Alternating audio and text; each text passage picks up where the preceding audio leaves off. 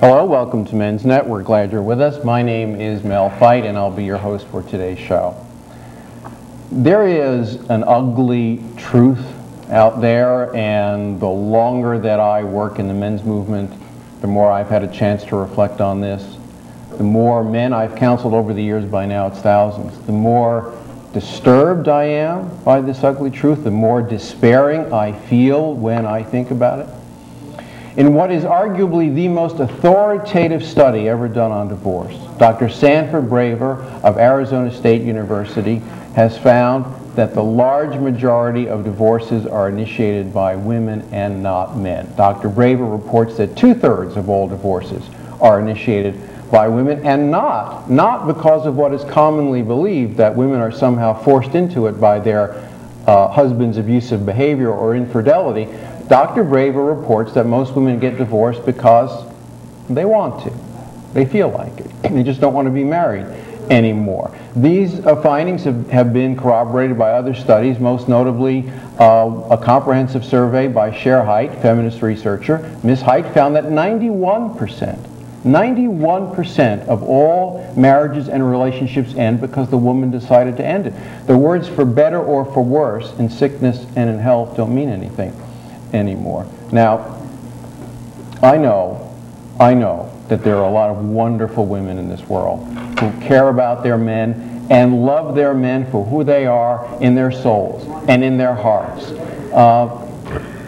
and not for what they can accomplish in this world. But the statistics are telling us something else. The statistics are telling us that for far too many women, it's not about love, it's not about commitment, it's not about intimacy, it's about business. It's about profit and loss. It's about security or lack thereof. I think a typical scenario is the husband has a business setback, he goes to the bankruptcy lawyer, and his wife then heads off to the divorce lawyer, and when that happens, that will set in motion a nightmare for him that will last for years. He will likely lose everything. He'll probably be thrown out of his house, probably on false accusations. He may lose contact with his children. They may become alienated from him, and if that should happen, that will be devastating for him and his kids, and it will last for years, and I don't know what to say about it anymore. I don't know how to fix this. When men come to me for advice and guidance, what am I supposed to tell them? So we're going to try within the limits of a half-an-hour show to get some creative insight into understanding what this is all about and how to survive it if you're in the middle of it. Joining us to have this discussion is Maria Rauch. Maria is the president of the Mid-Hudson chapter of the New York State Fathers' Rights Association. She's been with us before, so welcome back to MensNet, Maria. Thank you very much. Pleasure to be here. Also on the panel is Dr. Robert Regal. Robert's here with us for the first time, so welcome to MensNet. Robert is a clinical psychologist with expertise in cognitive behavior therapy. He counsels families and couples. His practice is based in Valhalla, New York. And rounding out the panel is their very own Steve Metzger. Steve has been a frequent contributor to the show. He is a past president of the New York City chapter of the New York State Fathers' Rights Association. Welcome all to MensNet. Okay, all right, here's where I want to start. I want to ask the three of you to do something a little unusual. People come on TV shows and their presentation is a little affected, you know, your sound bites. I want to ask the three of you to speak from your hearts. Something's wrong. Something's in the air. I don't think it's supposed to be this way. Love is too fragile. People are being hurt. What's wrong? What's going on? Let me suggest that my perspective is a little different than yours. I'm not sure that something is all that wrong. I think what we're faced with is not a change in terms of the way people love one another. I think those dynamics are what they've always been. Love begins with a great deal of passion, and in time it matures. And in that maturity requires a great deal of work.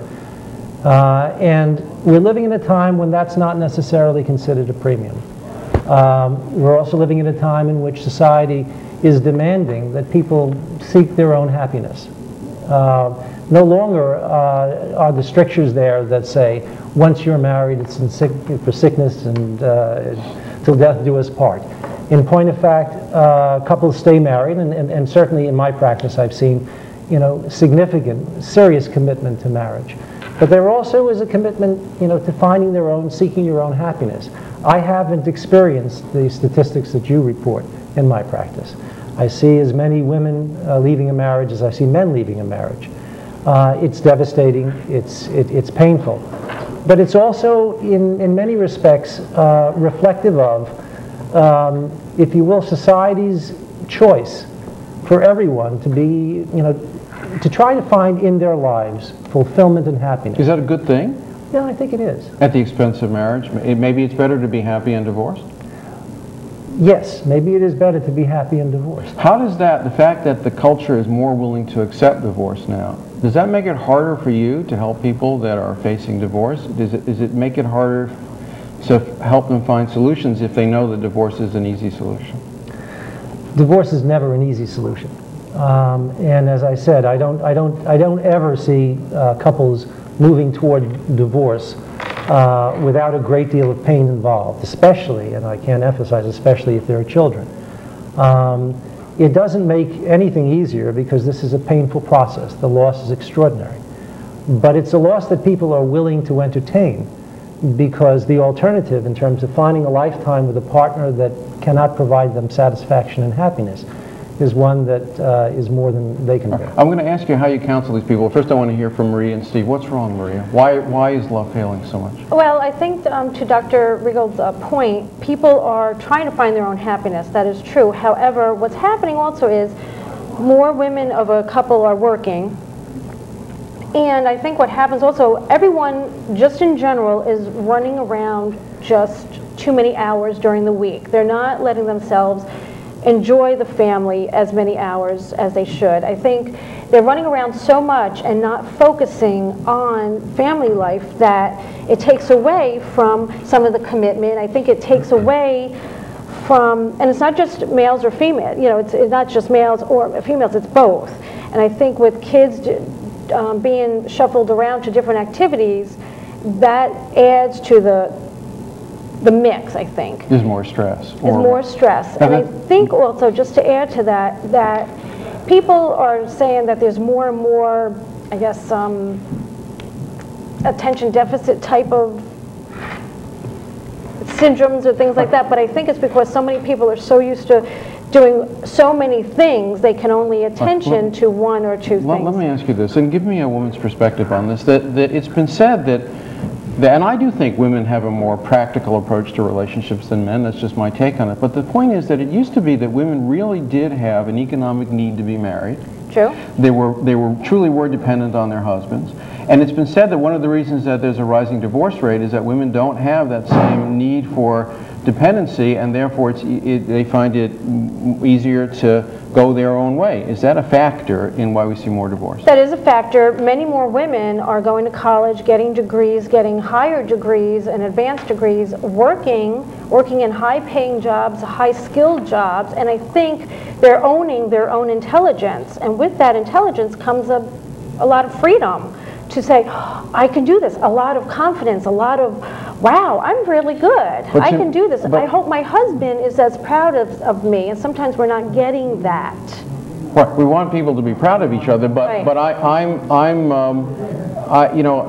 as a man, I want to believe that the woman I'm with is with me because she's deeply in love, and whether she's making her own money or whether she needs me financially or not doesn't have to do with the nature of our commitment. Absolutely. However, I think a piece of it, and this is only my opinion, that just because society is the way it is, that maybe men aren't ready, maybe, for us to be that independent. Men, I think, need to know that they're needed, but women need to know that we're needed too.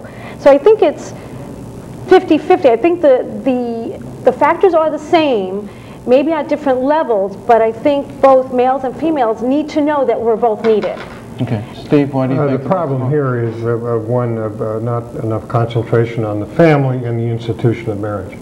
If you've destroyed that, you basically opened a Pandora's box to all this self-fulfillment nonsense, and I do think it is nonsense, because you are putting aside your responsibilities to family, you're putting aside your responsibilities to your children, and